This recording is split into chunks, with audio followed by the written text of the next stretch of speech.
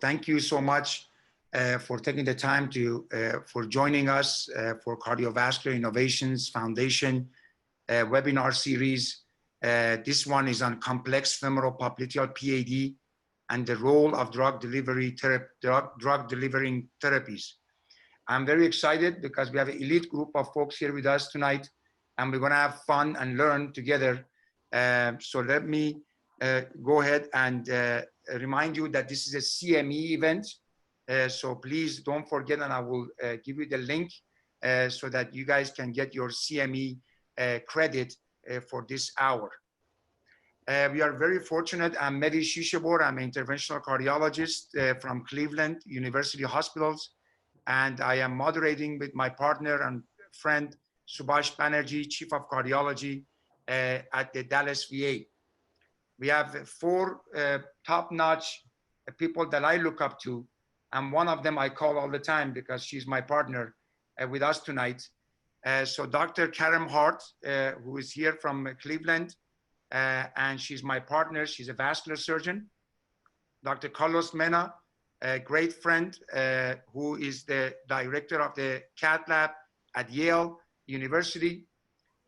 Dr. Tino Pena, another great friend and a well-known interventional radiologist from Miami Cardiac and Vascular Institute. And then we, of course, have Ramon Barcu, who is coming from far away. I texted him this morning. He's like, man, I'm going to sleep. Leave me alone. And Ramon, as you know, he's at the New South Wales University, and he's a vascular surgeon who is with us. You see the conflict of interest, and these will be also at the website of CVI. Again, the CME is being directed by our team. We will be discussing, if we discuss off-label devices, we will be discussing that with you and bringing it to your attention. And as I said, the conflict of interest of the speakers and the moderators are available. I've shown them, but they're also available on our website. This is the link. And again, this will be available, but it's the link to get your CME credit. And all of this information will be available on our website, cvinnovations.org. So I look forward to many of you guys visiting that website, getting your CME credit, and also sharing your thoughts with us about this webinar. These are a series of webinars that we are conducting. It's the second webinar. The previous one last month was on coronary CTOs with Dr. Berlakis. I heard it went fantastic. We wanted to do the vascular one this time. Next month, it will be a structural heart disease webinar. We will be, as part of Cardiovascular Innovations, we will be conducting one seminar a month. And I hope you find it engaging, technical, answer many of the questions you may have, and case-based. And let's be a judge of this for tonight. Maybe I want to just jump in and just say, maybe one thing that we want to acknowledge our commercial support from Boston Scientific Corporation, Medtronic, and Philips for this CME seminar. So please take it away, Mehdi. Thank you so much. Thank you so much, Subhash. And with that, I'm going to start because there's a lot of information. We are covering the longest artery in the body, non-branched. So, let's get to it. Femoropopliteal disease. So we're going to start with my great friend, Ramon Barcu, who is going to talk about DCB as a definitive therapy for femoropopliteal disease. Thank you, Ramon. Thank you, Mehdi. I'm going to share my screen now, so hope you all can see that. Does that come up? Yes, it's perfect. Excellent. Okay, so Mehdi, thank you for allocating me this topic. A tough case and an example of DCB as definitive therapy. And I must say, I struggle with this a little bit because, whilst I think DCB should be part of our algorithm pretty much across the board, I do think it has a few drawbacks, and some of them really become most apparent when we're dealing with really tough cases, tough disease. And that's because I think the majority of cases that are really tough come from calcification. And this is perhaps where DCB struggles the most. But I'll provide a case and we can talk a little bit about it at the end. So these are my disclosures. This case is an 80-year-old woman who came to me from an outside hospital. She'd had two previous failed attempts at angioplasty, and she was looking for another strategy. So she came in with Rutherford 4 rest pain.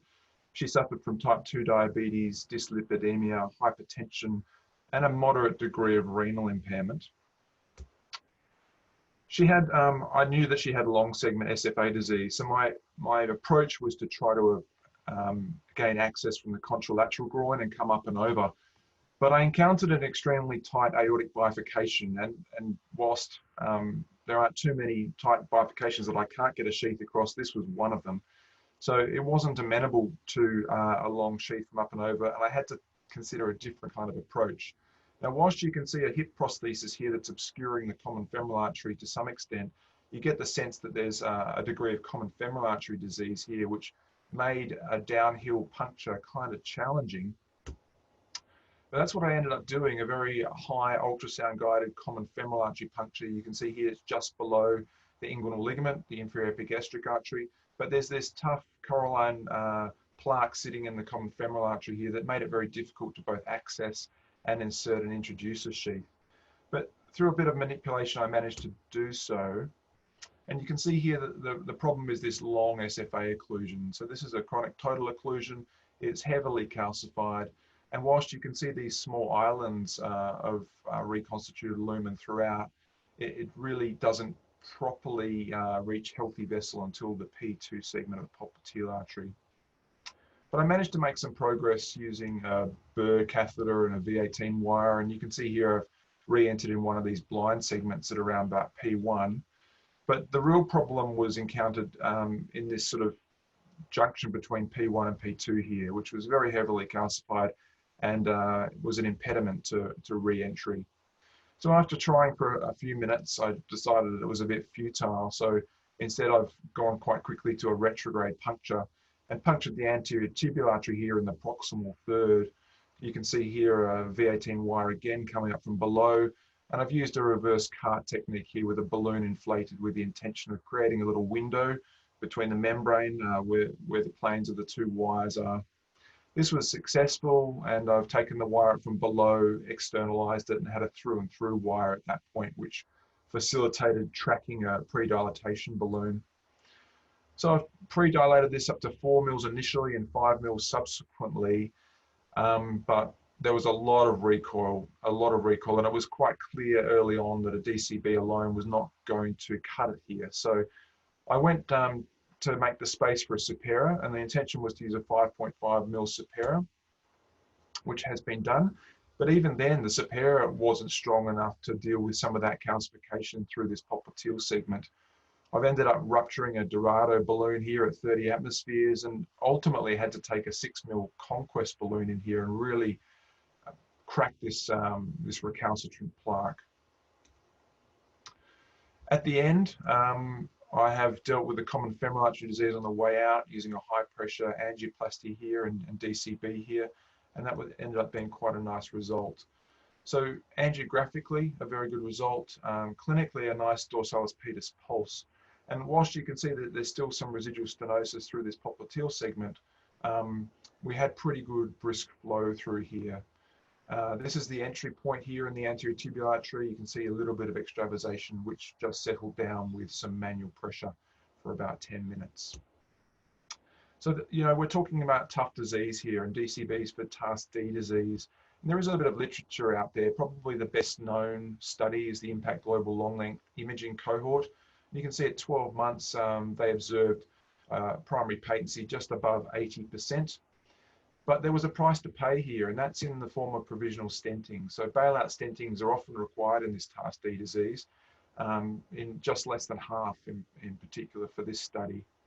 Other authors have described different things. So this is a study by Macari, another large study. They had, again, around an 80% 12-month primary patency, which just fell to 71% at 2 years. But again, they saw a provisional stenting rate of 10.7%. So if you want to look at all the studies that have looked at long lengths, and these blue bars here represent the mean length of lesions in the SFA and popliteal, you see they range from 19 centimeters up to 28 centimeters. Generally speaking, they had pretty good primary patency, so you can get good primary patency in TAS D disease, somewhere in the mid-70s, maybe low 80s. But this is the provisional stenting rate, this yellow bar down here. So that ranges from 10 to 40%, and most of them fall around about the 20-25%. So around 1 in 5, 1 in 4 patients will need combination therapy with stenting, and I know Karim's going to talk about that a bit later, so I won't labour the point. And this is what the reason for it. It's this tough calcific disease here. It really needs mechanical scaffolding very often. So I'm going to wrap up this short talk now just by concluding that I think that DCBs do have certain inherent advantages over permanent metallic implants. I think we'd all agree with that. And that what data we have does suggest that DCBs are very effective in these long, tough TAS D lesions. However, they don't provide mechanical support, and that can be a problem when you're dealing with heavily calcified CTOs. So in that group of patients, approximately 1/5 are going to require a provisional stent. Thanks for your attention. Thank I think you, everyone's muted. Thank you, Ramon. That was a great talk. I want to ask you, I know we have a Q&A session for 14 minutes. I can't resist asking you one question. Is that I looked like from your puncture of the AT, it was further down than most interventionalists puncture the AT.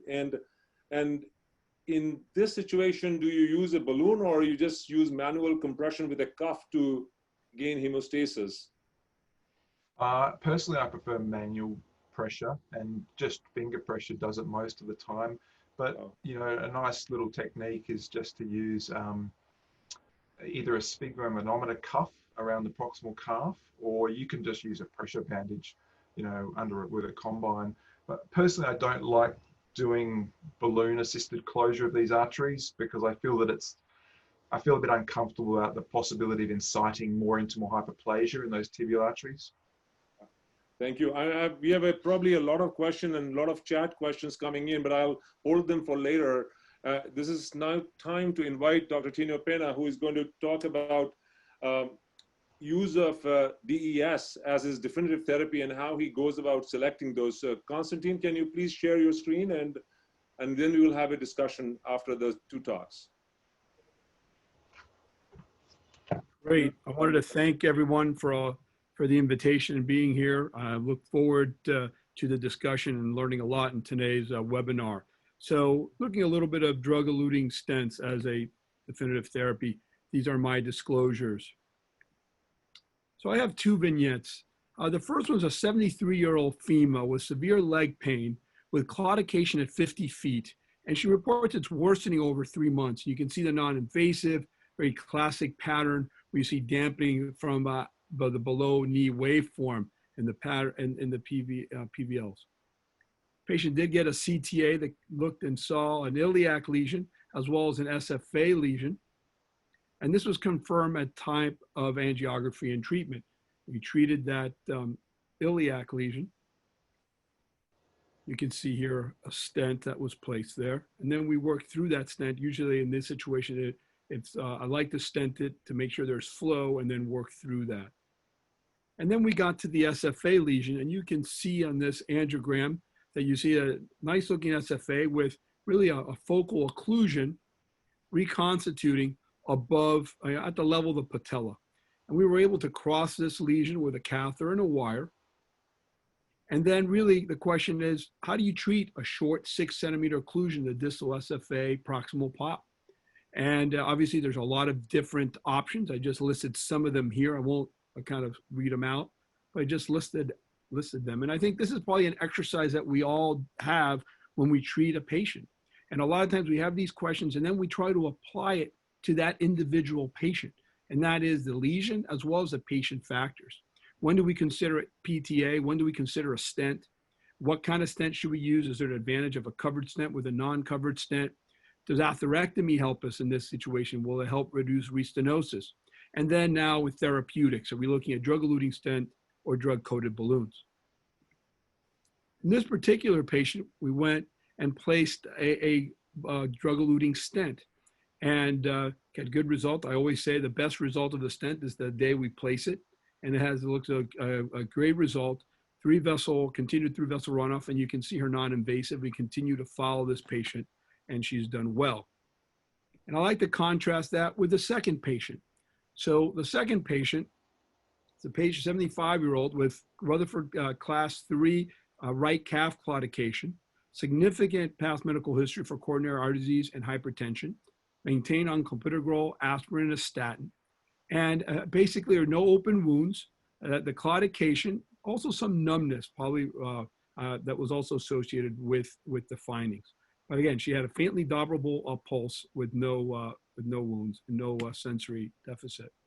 The CTA in this particular patient demonstrated significant calcification in that right superficial femoral artery. We went up and over. You see a puncture of the left common femoral artery. And here you can get a look of the diagnostic angiogram, and you see occlusion of the SFA with an isolated segment of that SFA, and then a second occlusion at the level of the adductor canal with really looked at long segment disease superficial femoral artery with maintained 2 vessel runoff. You can see the posterior tibial artery helping feed the plantar arch. So I ask now the question, how do we treat this lesion? A very calcified long segment in the superficial femoral artery lesion. You can see us here crossing the lesion, and then evaluation after we crossed the lesion where we were able to cross the lesion again with a catheter and a wire.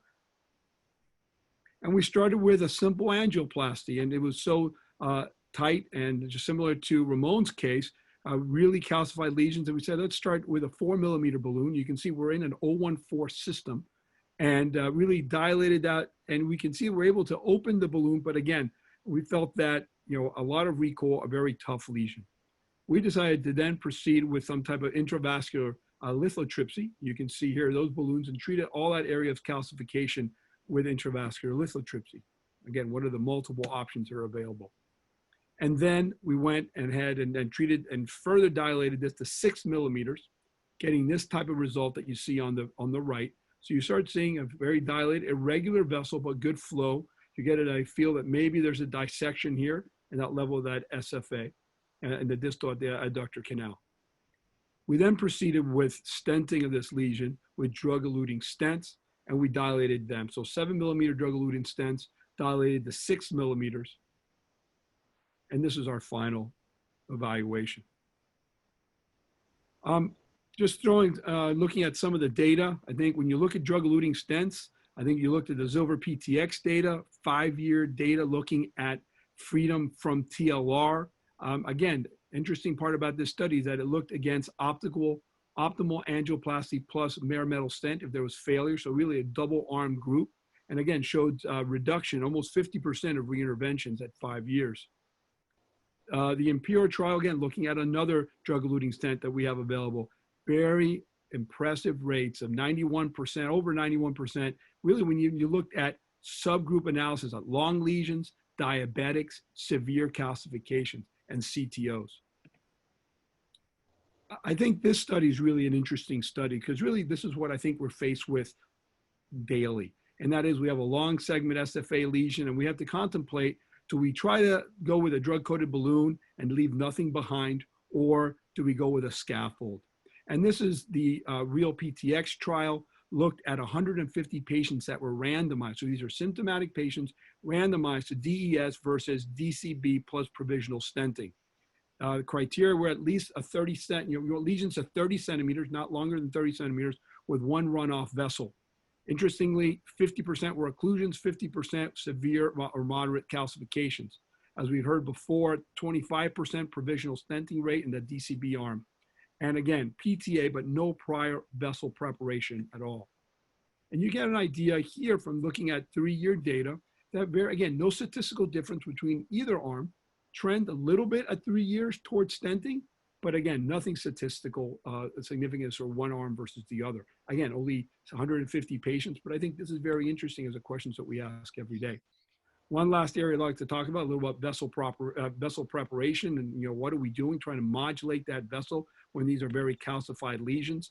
And we can probably talk about for the whole hour and all the different options we have. I just showed one of them, intravascular lithotripsy, but there's a lot of different options available. So I'll finish up in saying, when is DES and when to use it? I think we favor DCB in short lesions, But if there's something that's calcified or more complex lesions, we may favor going with a scaffold.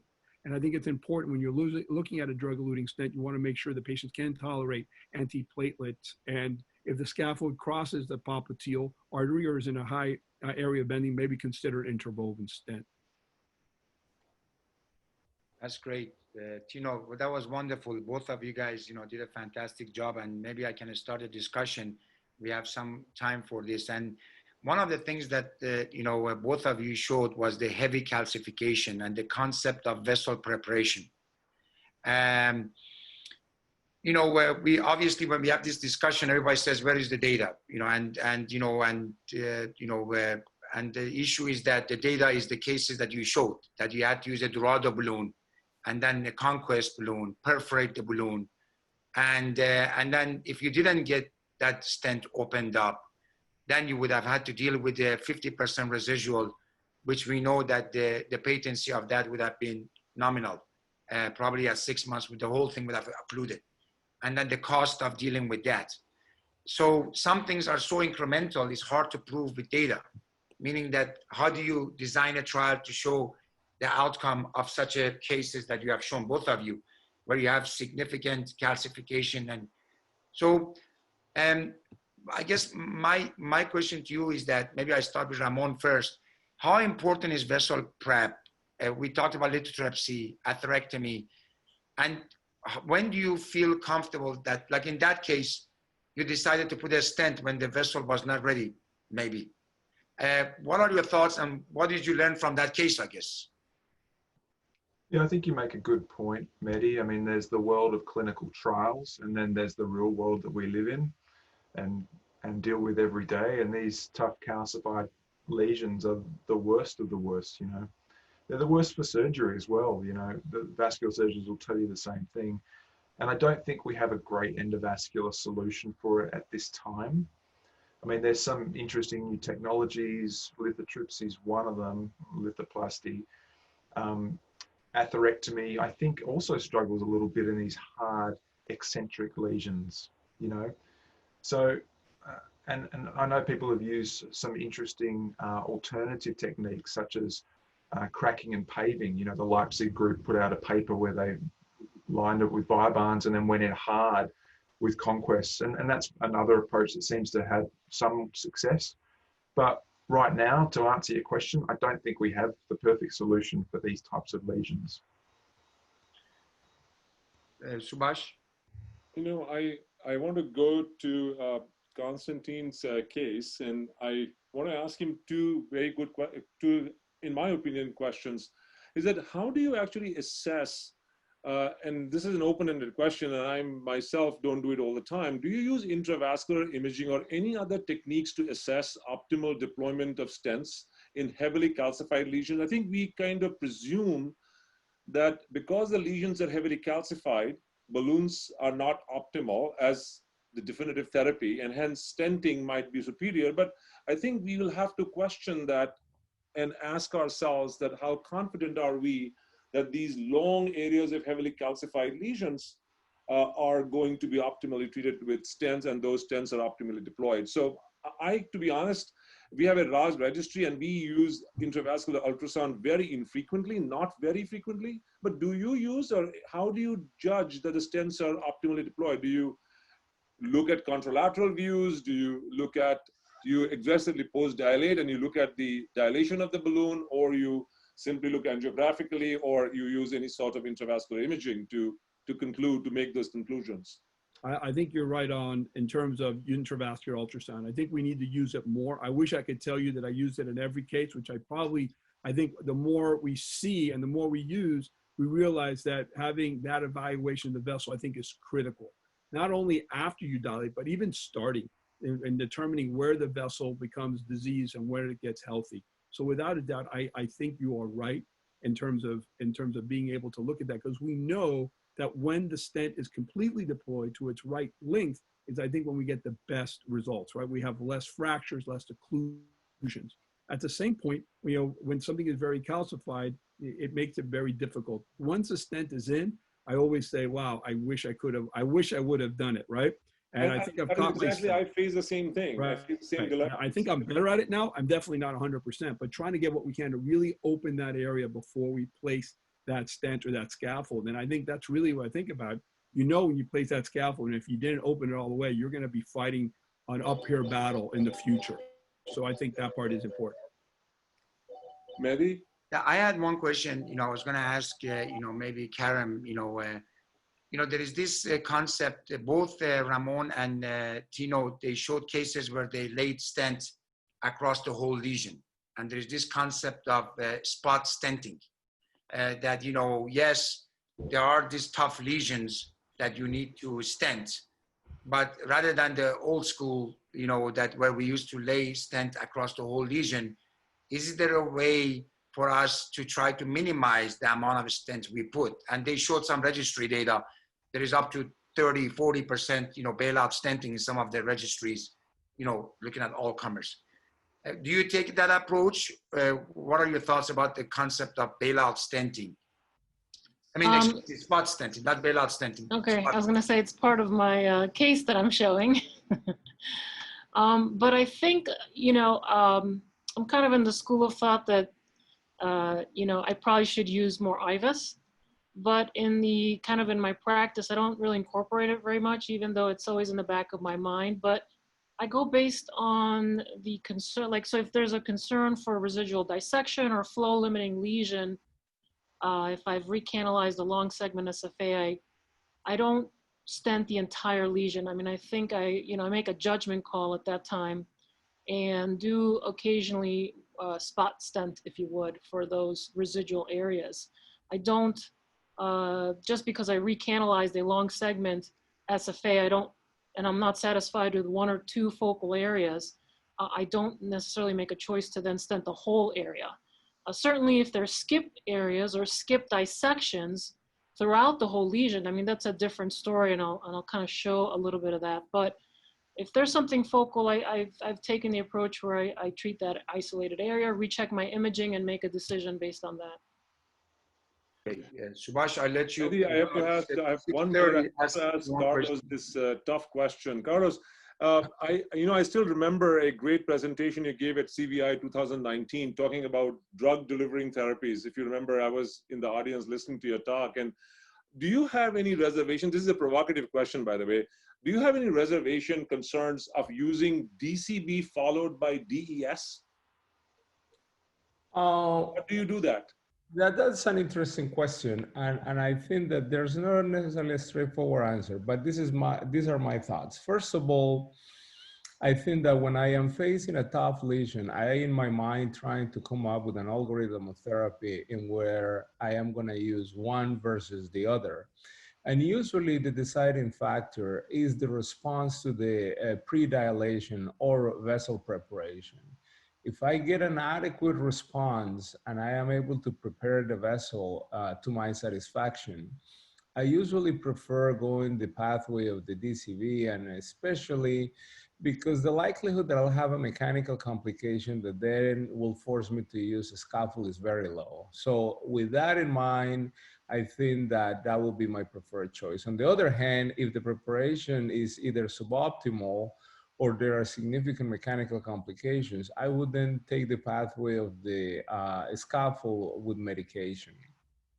In cases in which I have placed a drug-coated balloon or delivered a drug-coated balloon, the question of whether I would then use a drug-eluting stent versus a bare metal stent, I think there is a lot of different considerations. I'm not worried about the safety. I think that all these devices were done with a safety margin that was significant in terms of protecting the patient. And there has been data shown by Renuver Manning, which when you use that combination is safe. There's no necessarily muscle necrosis or significant damage. But one consideration is cost. And one has to be sensitive to that in an era where healthcare is tight, certainly around this COVID-19. one has to be somewhat smart and appropriate with the utilization of resources. And that would be a factor that I would heavily take into account whether I would use it or not. It's not the safety necessarily. Certainly, I don't think that there is data to support and doubling in the amount of paclitaxel in this case with the current devices will result in longer or better long-term efficacy.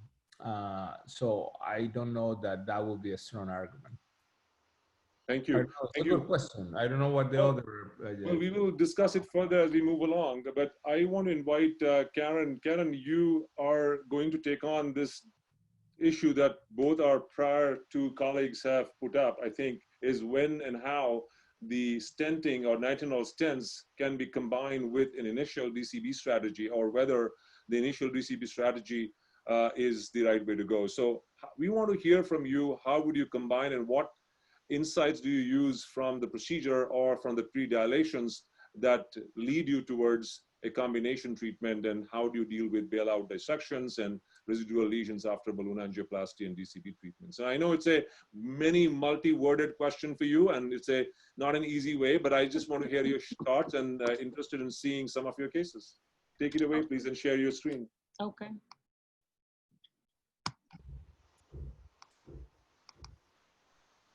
Is that okay? That looks great. Okay. All right. Well, thanks again. It's really an honor to be here and having been invited. My name is Karen Harth. I'm from University Hospitals Cleveland Medical Center. I'm one of the vascular surgeons here. My disclosures were mentioned earlier. So the question posed to me was regarding the use of DCB and nitinol stenting, and when we would use these together or in the different situations. And so, as we all know, DCB has really been a game changer in the management of FemPop disease. I think most of us, if we don't have to leave any metal behind or any stenting behind, foreign body, we certainly choose to do so, and the results have been fairly good. And so then the question is, what's the role of combining DCB with nitinol stenting? When is the combination indicated, and how do we appropriately combine these? I think we've certainly already kind of touched on some of the issues related to safety, dosing, cost, but you know, these are just some of the cases where I've found that the two therapies help me in having better outcomes. So my first case example is that of a 59-year-old gentleman who presented with lifestyle limiting claudication. He was unable to complete a full day's work. His symptoms were fairly sudden and onset in the sense that they started about 6 months prior. So I thought this was likely an in situ thrombosis of some chronic disease at that time. Had fairly impressive ABIs with a 0.36 on that right leg, which was the symptomatic leg, and 0.77 on the left, the asymptomatic leg. When he came to me, he was already on a statin. He was a smoker. We had a discussion about that. Was on no antiplatelet or other medications, and so I started an aspirin in clinic. We proceeded to intervention. He had no inflow issues, and so therefore I'm not showing that, but here we are at the common femoral level and profunda. Both are nice and open. His proximal SFA was fairly undiseased and had this sort of near occlusive distal SFA disease toward the adductor hiatus with reconstitution of the above knee popliteal artery. I crossed this once I got up and over with a 6 French, used the combination Navi cross and quick cross with gold glide wire. I could tell I was in a subintimal plane as I tried to my best to stay within that true lumen, but that was maybe just a small collateral, but nevertheless crossed through a subintimal plane. I pre-dilated with a 4. I probably could have used the 5, but I do somewhat lengthy pre-dilation, sometimes tell a lot of good stories and hold off for about 2.5 minutes, but this was my result and wasn't really very satisfied. I could tell there was some dissection, and this was, you know, for me, this is not surprising given I was in a subintimal plane. And so, but I decided, you know, this is when I was getting fairly good results with DCB and thought I would do a DCB at this stage, but really not much of a change. I still had these dissections. and proceeded to what I think is one of the good indications of combination of these therapies, which is really a bailout situation. I decided to have a better angiographic result with a placement of a self-expanding stent through the lesion, used a 6x80 self-expanding stent, post-dilated with a 580, with a nicer result, and the outflow I didn't show earlier, but this patient did have very good two-vessel runoff. So here we have the follow-up. Pre-intervention ABI was 0.36 on the right. At 1 month and at 12 months, we still have a nice result with normal ABIs, asymptomatic leg, and return to work with no symptoms. So that's one scenario I think that I would say is a good indication for combination therapy.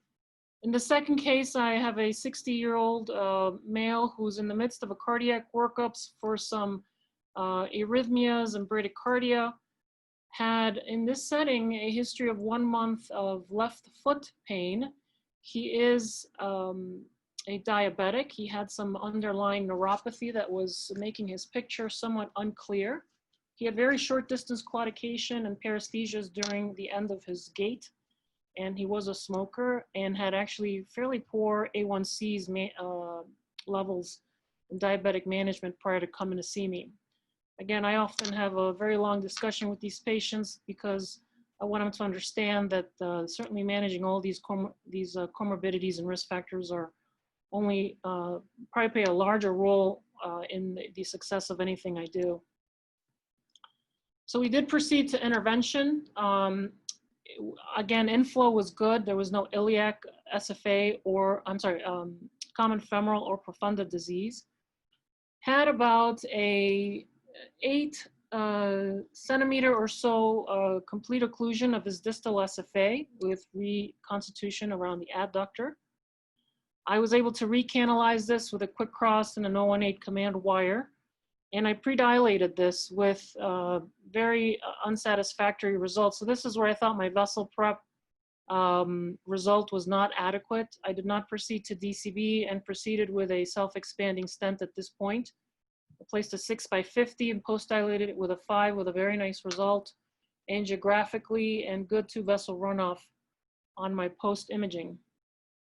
So at 1 month, he felt great. He looked great. We were working on his risk factor modification with his endocrinologist and his primary care doctor. I put him on high-dose statin, DAPT. His ABI was 1.1. A1C was coming down from the high 9s to the 8s. And at 6 months, he had a pretty sudden drop in his ABI back to 0.8, certainly not as bad as pre-op or pre-procedure. But now he was having symptoms of claudication again at longer distances, but these symptoms returned and were certainly not there at 1 month. I got an arterial duplex in the setting of this decreased ABI and symptoms and had a fairly focal recurrent in-stent stenosis at the stent level with velocities around 460 centimeters squared, so centimeters per second. So with this, I was worried that we'd have early stent failure, recurrence of symptoms, and certainly that would be a much more challenging situation to recanalize. So we proceeded to reintervention. He maintained all of his medicines on board. And here's my picture of the in-stent stenosis across a couple of the areas through the stent, not the very proximal part. And this may be classified as a Tosaka class 2, maybe a 1 with 2 different spot areas, but I thought this was certainly a fairly long re-stent stenosis. I was somewhat surprised. I was able to cross the lesion. He had the same outflow, no changes there. And so for me, this is another situation where I think combination therapy is indicated, and there's some pretty decent data on this, and this is for in-stent restenosis. I treated this lesion with a 5mm DCB along the entire length of the stent with a nice angiographic result. At 1 month post reintervention, he returned back to his normal ABI and his symptoms were resolved. And now 12 months out from this DCB within the in-stent stenosis, we still have good maintenance of his ABI with resolution of his symptoms. So I think this helped us get a nice long-term result. In terms of data for bailout stenting, while there's not a lot of it, one of the studies was mentioned not too long ago where they compared drug-eluting stents with DCB with the backup of a bailout stent as an option. And when you look at the subgroup analysis, the patency is fairly good in the group that needed DCB with bailouts, with 1 year primary patency around 74%, but certainly decreasing at 3 years out. And other smaller group studies also show somewhat similar data. And so I think for bailout stenting, you know, it's kind of a return to what we were used to using before DCB came around. And then when you look at the data for in-stent restenosis, there are several studies. I'll show a nice table. But we can look at the FAIR trial from 2015 with Dr. Zeller and group. And this was a randomized control multi-center study from Germany over a 2-year period. It did exclude dialysis patients, included Rutherford 2 to 4 patients. In-stent stenosis was classified as greater than 70% by duplex or a fairly long lesion, and had to be a fairly long lesion. Follow-up was at 6 and 12 months based on, with additional clinical and stress ABI evaluation. Most of these patients were claudicants, and the mean lengths were about 80. A primary endpoint was recurrence of the in-stent stenosis. And what they found was that at 6 months, freedom from TLR was 96% versus 81% when you compare DCB to plain old balloon angioplasty. And at 12 months, the data was a little bit weaker with about, as there was 30% dropout rates in the study. There's a nice review by one of our own here in the group and our speakers, but basically showing all of the data that has been, that is available for evaluation of DCB for in-stent restenosis.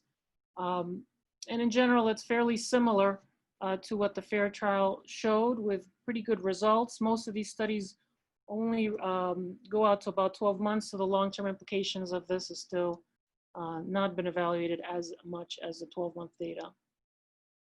So for me, when we're talking about combining these two drug therapies, I think certain questions still remain, particularly what does this mean for our more advanced disease patients, Rutherford 4 and 5 CLI groups or CLTI groups.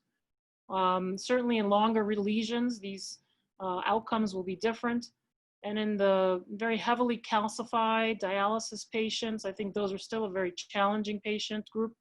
And I think some of these changes in results that we may get from the same combination of therapy relate to how well our stents open up in very heavily calcified lesions and how much of that is just a failure or an inability to treat such heavily calcified lesions.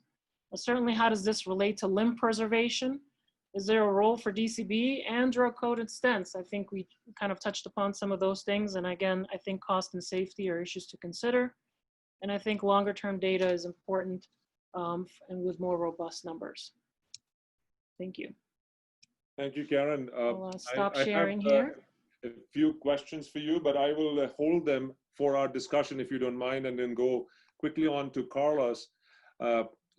For Carlos to share his very interesting case and how he uses combination therapies for femoropopliteal and of course distal popliteal and below the knee lesions. So Carlos.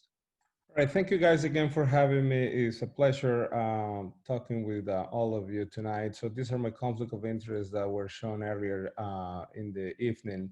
And the case that I like to share with you is an 88-year-old gentleman with typical risk factors including CAD, hypertension, and hypercholesterolemia, who presented with bilateral claudication, and on his right lower extremity, he had a small wound, painful, clearly looked like vascular in nature. His physical exam was clearly consistent with peripheral vascular disease, and in the right lower extremity in particular, there were non-significant palpable pulses in the popliteal area, the DP and or the PT. The left lower extremity, on the other hand, had some signals. These are the ABIs that the patient had. As you can see, there is a significant flatten in the tracing as you progress down. Not terrible, however, the patient was quite symptomatic. And then with that, we took it for an angiogram with an idea of pursuing potentially an endovascular intervention depending upon the anatomy. And just to highlight, these are cine views. You can see that in the inflow in terms of the iliac, and I'm concentrated on the right lower extremity. In the common iliac, there's some aneurysmatic dilation. In the sternal iliac, there appears to be some degree of stenosis. And as you progress down, you can see that the common femoral is patent without significant disease. We then went up and around, tried to evaluate this area more. It looks aneurysmatic in nature, maybe here, and we wanted to measure a gradient once we went across it. But we wanted to continue doing the lower extremity runoff in a usual fashion. And you can see that the profunda is present without significant stenosis. The proximal SFA has mild luminary irregularities, but nothing really serious to be concerned about. And as we progress, we can see that towards the distal SFA, the proximal popliteal, there is an occlusion. And you can see that there are significant collaterals that lead to the reconstitution of the mid-popliteal or so. And as we go further down, sorry, this is the repeat of that. As we go further down, we can see that the P3 segment, as well as the below the knee disease, there is some runoff with some collaterals reconstituting the AT proximal, as well as the PT. So then the question is what to do with this lesion. And, you know, there are many different ways, and the prior speakers have shown their approaches and the different ways how you can do it. I think that in my mind, the main issue is the location of the lesion and whether I want to stent or not, and whether the patient, and obviously I've had the conversation whether it was a surgical candidate or not and so forth, so on. But in this specific case, I think that being able to cross this lesion, being able to stay intraluminal, and depending upon what the vessel preparation look like, determine whether a scaffold or non-scaffold therapy will be appropriate. I sometimes start using 014 wires, and I like them for some CTOs. The only reason is that when I use that technique with an 014 wire, with a mother-daughter in terms of an 035 support catheter and an 014 support catheter, typical coronary catheters that we use to cross coronary total occlusions, I get very good results and avoid being subintimal, which I think can be problematic in terms of the need to place a scaffold. So if I am able to cross with an 014, I feel that is a win. If I fail, I can always upsize. So in this case, I was able to cross with an 014, as you can see in the picture. I then pre-dilated the lesion. And then the question is how to pre-dilate and how you prepare the lesion. And certainly, as we've seen in the other cases, I think that is of paramount importance in order to determine what the final therapy would be. And in my mind, I basically group them into regular balloons, and you can think of any of them available in the market, specialty balloons or scoring balloons, and then the debulking devices. One study that I would love to see is the outcomes in patients randomized between specialty balloons and atherectomy, because sometimes the specialty balloon can get very similar results, is significantly less expensive, and the complications associated with it are significantly less. And in this case, as you can see in the picture on the right, the segment that was occluded after pre-dilation with a specialty balloon gets a very good result. There's no flow limiting dissection. And in my mind, it's telling me that probably going with a drug-coated balloon without pursuing the placement of a scaffold is the way to go. I think that it gives the patient more options. The data is strong in terms of efficacy for this type of lesion. And then we did a few more pictures, and hopefully I got the final one here where you can see this here. And you can see an adequate flow through that pop. Collaterals have lessened. The flow in the below the knee is significantly improved. You can see a robust PT going into the heel area. And I think that this is a good case. When we did the iliac shots, we also obviously noticed at the end that he had a stenosis in the contralateral iliac. That wasn't an impediment for us to pursue the initial intervention, but that we did end up treating, as you can see here. We ended up putting a cover stent. We IVAS that lesion. It was significantly calcified. And like other operators, I use IVAS with a lot of frequency, and it's very insightful what you learn from it. And I would encourage it to do it. The downside is the reimbursement associated with it. And again, I mentioned this for the second time in terms of cost because it's an important consideration. The final result of that specific angio placement of the stent seems appropriate, and we finished the case. So what I wanted to show you is a combination of different pathways of therapy in which an escalation in terms of the wires that one used from 010, 014, 018, 035, the using of combination of different catheters at the same time, and then making the important distinction once you prepare the vessel as to which pathway you're gonna go. And as I said earlier, I have two different pathways. And then the question of how and what is the best way to prep the vessel. And there are many options in the market. There's no randomized control clinical data. I think that one option at times is to do that intravascular imaging, and depending upon the calcific burden of the lesion, you may favor one versus the other. But it's an open question that I think that it would be interesting to answer. Thank you, and that was my case.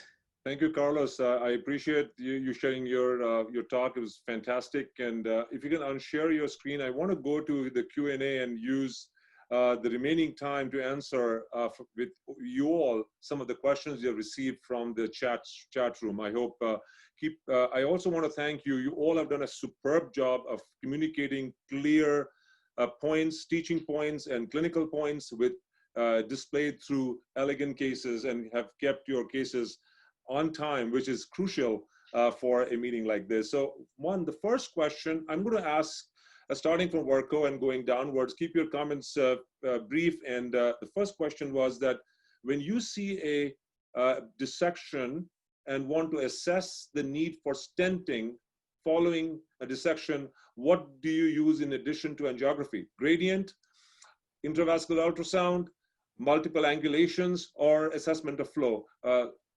Ramon? Well, I think multiple projections and angiography is important, is always important. But in terms of it being definitive, I don't think it is as useful a tool as intravascular ultrasound or even OCT if you have access to that technology. I think you get a lot more information from those things. Whether or not pressure gradients are important, I mean, maybe they're a little bit of an extra tool to help if you're ambivalent in your decision making, but I think IVAS is probably the gold standard as far as assessing a dissection. Thank you. Karen, you have any insights? Do you use anything in terms of assessing dissections, or it just lesion-based or location-based? In the SFA, you may have a lower threshold of putting a stent in the popliteal, like Carlos showed. You may do something more. Do you use any adjunctive tools to assess dissections? No, I mean, I think I have a similar opinion as Ramon, meaning I do, I assess different views. I use, if the flow is brisk, obviously I have to consider my outflow when I'm trying to interpret that. It's very subjective. I don't do pressure measurements in the SFA. I think that's mostly, if I use that, it's sometimes mostly in the iliacs if I'm going to use it. But again, I'm not a sort of a very routine user of IVAS. I think it's for me, it's cost concern, and I'm not so sure in my hands it would change what I do, although I haven't used it yet. So I think there's a lot of good data that IVAS would change a lot of our practice patterns.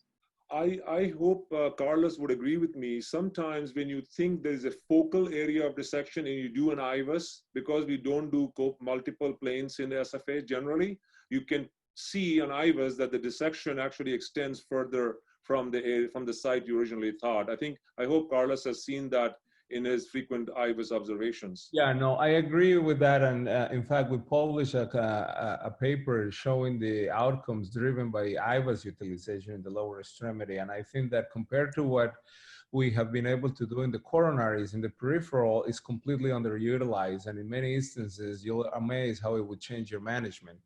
In terms of the question that was asked, I want to remind people that, when we did the drug-coated balloon trials, the indications for bailout stenting, and I'm specifically talking about Lutonix and impact, was the measurement of gradient as well. I know that in terms of practicality, it's not necessarily easy, it's time consuming and whatever, but it's interesting to bring that up because in some places that has become the gold standard. I try not to stent if I can avoid it.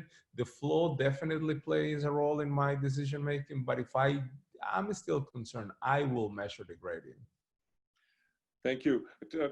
Constantine, I have a very difficult question for you. And okay. You have given the DES talk today to show stenting, and we have talked a lot about calcification, but I would submit to you, and I'm hoping you will agree, that there is ample amount of evidence that long lesions and even CTOs can be optimally treated with DCBs. And there are, as Ramon showed, some series and publications that are very well known. Now, the question is, does the type of crossing affect your judgment? Number one, when you use an 035 wire in the medius FA and it goes a little bit subintimal, or you have does it affect your decision of quickly switching to a stent and you would not use DCB as your definitive therapy? Second is, if you did a case like Carlos did, and imagine Carlos wanted to go retrograde instead of antegrade and had to use reverse cart to recanalize, would that automatically mean that you have to stent that? So I want you to take that very difficult question. I know this is not as easy, but you have been doing this for a while, and I want to hear what you think in terms of not severely calcified, but the trajectory of the wire and the fact that how the crossing has taken place affects your decision of definitive therapies regarding DCBs and DES. I appreciate your question because I think it's a very it's one that we face every day. Correct. When I think it's not necessarily the crossing. Sometimes the crossing has something to do with it, how difficult it was. But I also look at the patient and I look at the clinical situation. I find myself, if it's a CLI patient, being more likely to place a scaffold, not because of the paclitaxel concerns, but because I want to make sure I have a prolonged patency, and I don't want to take any chances in terms of there's any residual dissection or what have you. The same way, I think Carlos said it best. After you do your vessel preparation, depending on what you see on that vessel preparation, I think I make my decision. And of course, in a younger patient, someone with claudication, I try not to leave a scaffold if I can and go with drug-coated balloons. And I think the data there, the registry data, and also some of the data we see from impact is very good for long lesions. The question is, how does it apply to that patient that's on the table at that time?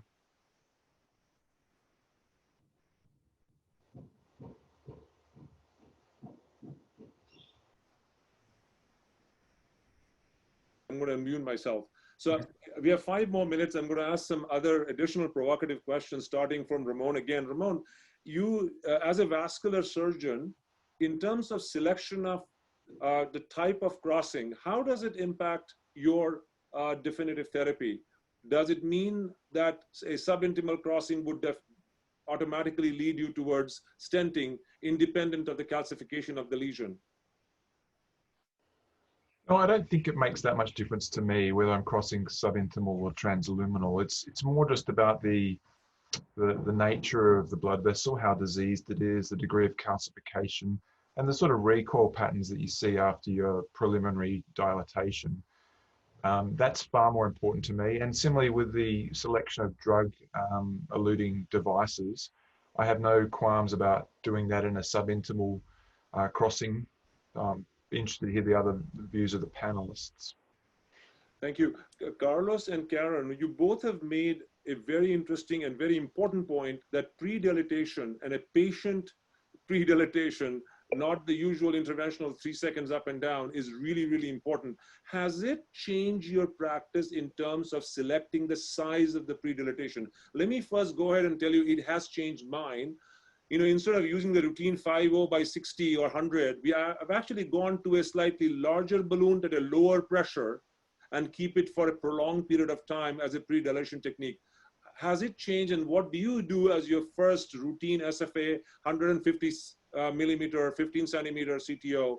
You just crossed it. What would be your usual pre-dilation strategy? Karen first, and then Carlos, please. So I tend to choose a long balloon to go way out of the endpoints, both proximal and distal. I don't go as far as pre-dilating or prepping the vessel with something, you know, where I think if it's like a 6 or a 5 balloon, I tend to go a millimeter or so under, because I want to see what I'm going to get for my first attempt. I do keep my balloon up a little longer. I don't do a minute. I do 2 minutes at minimum. Sometimes I'm like telling a good story to my fellows and go to 3 minutes, because I do think it changes what I end up seeing. And then from there, I'll make a decision if it was, you know, based on my angiographic result. Thank you. That's currently what I do now. Carlos, I used to use 5, but I've now shifted to either 1:1 or a little bit larger and go at very low pressures. I like Karen's point of going a little bit longer and not just precisely length and keeping it long. What is your style of doing it, and what do you teach your fellows? So what I learned from the trials, if you remember what happened with Lutonix, for instance, we undersized the balloon, and there or residual percent of stenosis was higher than what we saw in Medtronic, where the balloon was not undersized. And I think that played a role to a degree in some of the efficacy endpoints between those two devices. I believe that too. I tend to believe that either 1:1 or is slightly larger. I kind of agree with you. The key about that is two things. We are all fearful of the same thing, which is the dissection, is to go low pressure for prolonged time. And I think that, but prolonged time is prolonged time. And that's when we have an issue, you know, and depending upon how much in a rush you are, who is doing the procedure and what have you. But I think that if you adhere to those two guidelines, low pressure, prolonged balloon inflation, 1:1 is to an oversized balloon is my pre-dilation technique. Thank you. Constantine, I have one question for you very briefly, and then one back to Carlos. I'm getting a lot of chat questions. Carlos, are your fellows sending me these great questions? I want to ask Constantine, do you use covered stents in the femoropopliteal right now? Constantine, where does it play a role, number one? And number two question to you, Carlos, why did you use a covered stent in the iliac in your case? That was, so Constantine first, and then Carlos go and briefly answer, because we are real just quick. running out of time. I think with the, you know, with perforation, obviously, and aneurysmal disease, I think those are obvious. The question is when we use covered stents, I think we see that it could have a role with very long lesions. And a lot of times we use it in our algorithm for in-stent restenosis. So if we have in-stent restenosis, we may use that later on for in-stent restenosis in our algorithm, maybe after DCBs had failed, and then try to get that treatment. And Ramon mentioned the option of actually in severely calcified lesions doing aggressive balloon dilatation within a Viabahn. Is that right, Ramon? I heard you said that. Is that right? Yeah, that's a crack and pave technique that the Leipzig group have written about. And that's the intention is to rupture the blood vessel completely using the high pressure balloon, but to do it within a Viabahn, which has already been deployed. And the sizing of that Viabahn is like what you think is what it should be, or you undersize it, or I have not done it, to be honest, but I'm curious to hear your thoughts for a second. Well, they're using quite large balloons to achieve that rupture. So they tend to use a 6 mil Viabahn and then go 6 or even 7, even larger sometimes, with the Conquest to follow. Carlos, question to you, the tough one. Why did you use, this is from the chat group, so don't blame me. Why did you use the Viabahn in your left iliac lesion? Look, my concern, I don't necessarily like iliac interventions, because it's an area where if you have a complication and you are underestimated, you can get into a lot of trouble. So in situations where I have concerns about what that lesion is like, I IVAS them. And if I see circumferential calcium and the pre-dilation doesn't go as easy as I would like it to be, I tend to put cover stents, and the potential of perforation is always in the back of my mind. The only downside is cost. Potentially, there's some data that would support higher efficacy, so I tend to do it in that fashion. Fantastic. I'm going to end our session here. I think we have a few more questions, but I don't want to take too much time of yours. I greatly appreciate you guys keeping your talks and your points so focused and demonstrate them through cases. I hope you will all agree that a didactic discussion is important, but those are exemplified by some superb cases and technical points that you all have made, along with sharing of data. I can't thank you much. I can't thank you enough for making time to your busy schedules and engaging such a wonderful discussion about the case selections and device selections. I want to share my screen for a moment and share the CVI website for actually getting CME credits for this. I think this information will also be available on the www.cvinnovations.org website. And with that, I look forward to for your questions, and you can always email us, and I will share those questions with the panelists and try and get back to you all. So with that, thank you all very much. Have a pleasant evening, and look forward to having you all on another webcast in the upcoming months on issues relating to peripheral arterial interventions. Thank you so much, and signing off from CVI tonight. Thank you. Thank you, Subhash. Bye-bye.